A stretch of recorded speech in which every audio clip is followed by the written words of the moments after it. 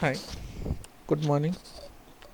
And today I am going to discuss about transmission line protection. And transmission line is placing a crucial role in the power system. And transmission line is the transferring power from one place to another place.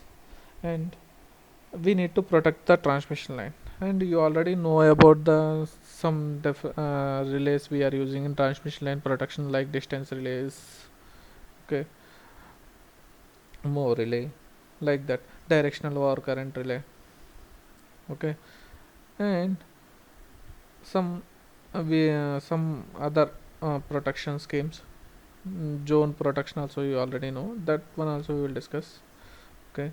And the length of the transmission line is increases, and there may be a fault, maybe occurring a fault, we need to protect the transmission line. Otherwise, before the transmission line, some transformers and alternators are there, that may be that will be a damage, okay. We need to protect, we need to off the cut the supply in the transmission line only, okay. Then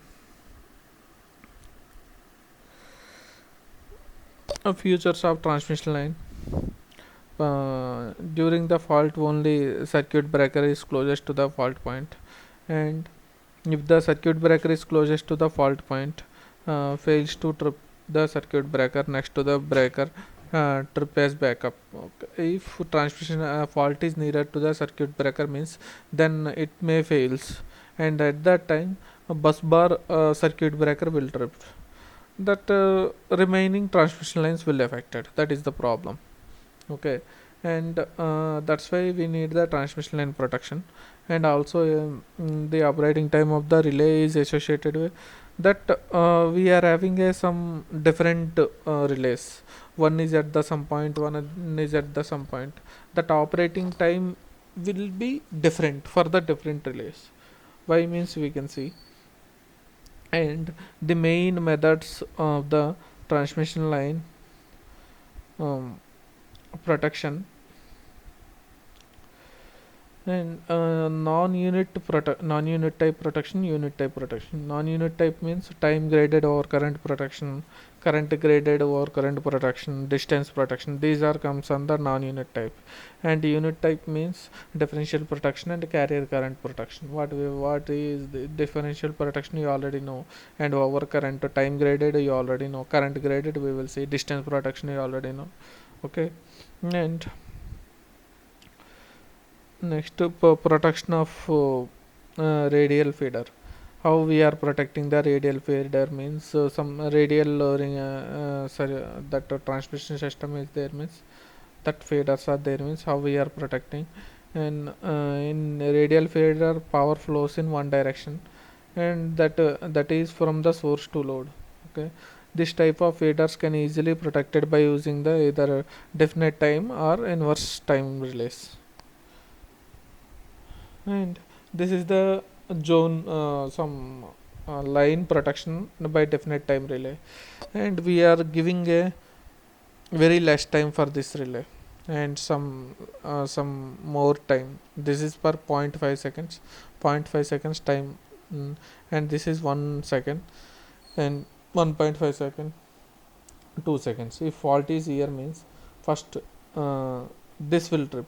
If it is not triple means, then this will.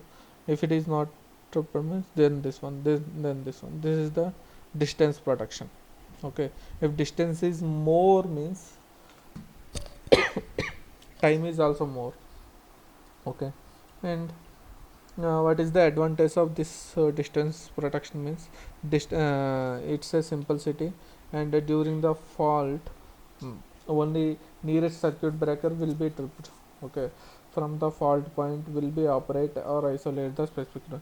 What is the disadvantage means, if the number of sections are increasing quite large, the time setting of relay is nearest to the source would be very long, okay. That time setting of the relay is closest to the that source is having long, okay. That is the one of the disadvantage. And so during any fault nearer to the source, will take much time be isolated. This may cause severe destructive effect on the system. Okay, and this is the our current line protection by inverse. Means inverse relay is depend upon if distance of the distance is more, means then time is less. Like inverse relay, if current is more, inverse relay maybe it's depend upon the current, means inverse over current relay. Okay, that current is more, means then time is very less. Okay, this is the circuit breaker 1 2 3, like that. If fault is here, means then operating time is same for the all.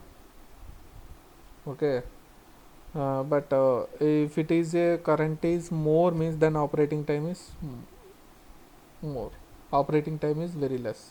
Okay, then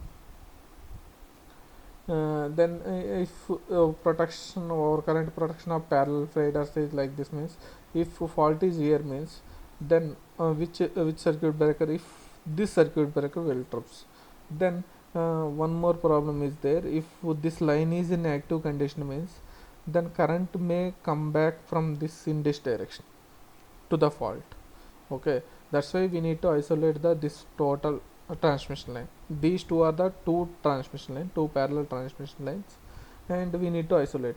How to isolate, means we need to operate the this circuit breaker also. This should be in directional work current. If current is in reverse direction, if this is in sending direction, sending end, this is in receiving end, means current has to flow in the normal condition.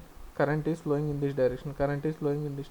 In abnormal condition, current is flowing, current is reverse, then this relay has to operate. This is in directional or current relay. Then this overall transmission line is isolated from the supply. Okay, and and this is the ring main system. Ring main system means one source is there, then different loads are there at each bus. Some 4 buses are there, one is the source bus.